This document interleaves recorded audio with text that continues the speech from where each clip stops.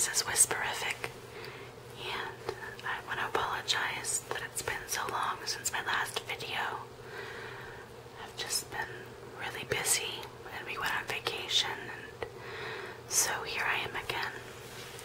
And I thought I'd do a reading video this time again. I just really like these, and I think a lot of people like to be read to. I'm going to read a book from Fairy Tales Every Children Should Know. I haven't read these to my daughter because a lot of them are very sad, but this one is The Enchanted Stag. There were once a brother and sister who loved each other dearly. Their mother was dead, and their father had married again, a woman who was most unkind and cruel to them. One day the boy took his sister's hand and said to her, "Dear sister, since our mother died, we have not had one happy hour. Our stepmother gives us dry, hard crusts for dinner and supper. She often knocks us about and threatens to kick us out of the house. Even the little dogs under the table, they are better than we do, for she often throws them nice pieces to eat. Heaven pity us. Oh, if our dear mother knew. Come, let us go out into the wide world." So they went out and wandered over fields and meadows the whole day till evening. At last they found themselves in a large forest.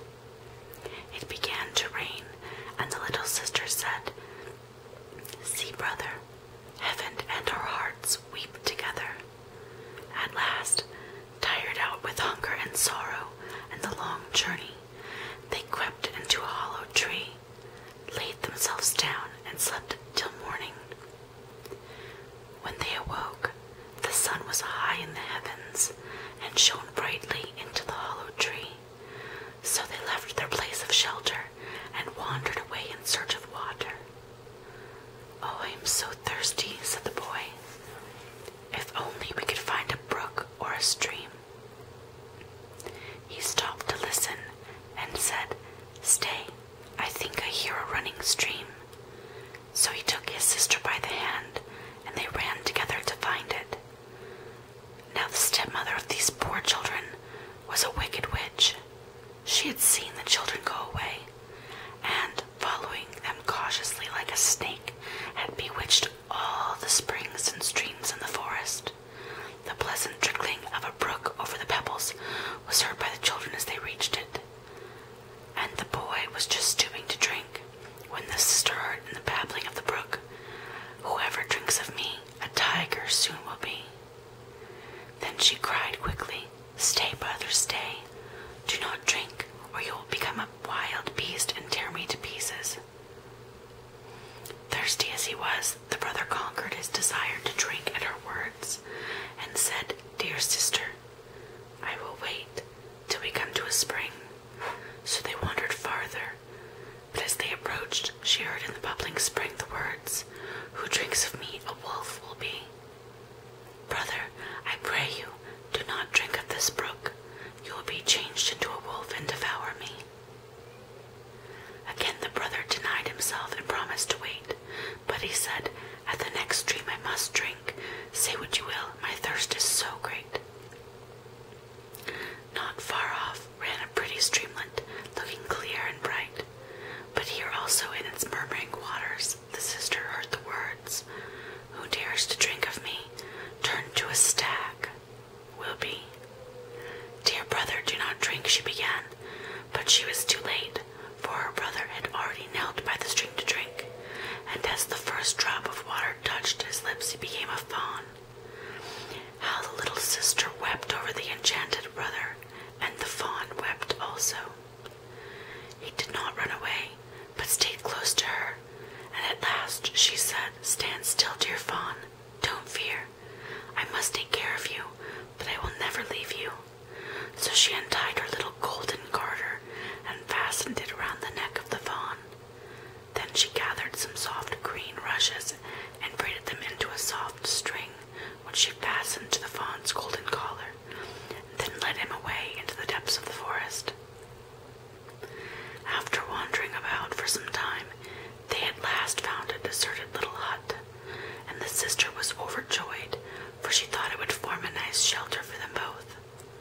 So she let the fawn in, and then went out alone to gather moss and dried leaves to make him a soft bed. Every morning she went out to gather dried roots, nuts, and berries for her own food, and sweet fresh grass for the fawn, which he ate out of her hand. And the poor little animal went out with her and played about as happy as the day was long. When evening came, the poor sister felt tired. She would kneel down and say her prayers, and then lay her delicate head on the fawn's back, which was a soft, warm pillow on which she could sleep peacefully.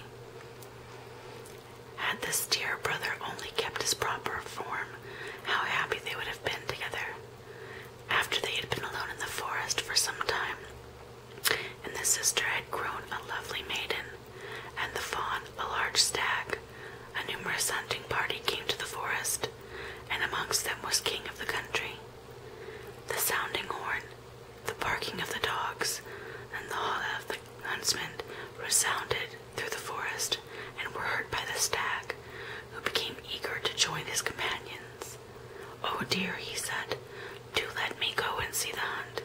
I cannot restrain myself." And he begged so hard that at last she reluctantly consented.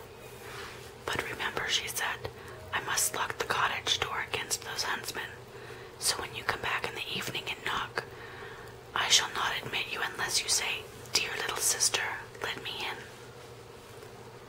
He bounded off as she spoke, scarcely stopping to listen, for it was so delightful for him to breathe the fresh air and be free again. He had not run far when the king's chief hunter caught sight of the beautiful animal and started off in chase of him, but it was no easy matter to overtake such rapid footprint. Once, when he thought he had him safe, the fawn sprang over the bushes and disappeared.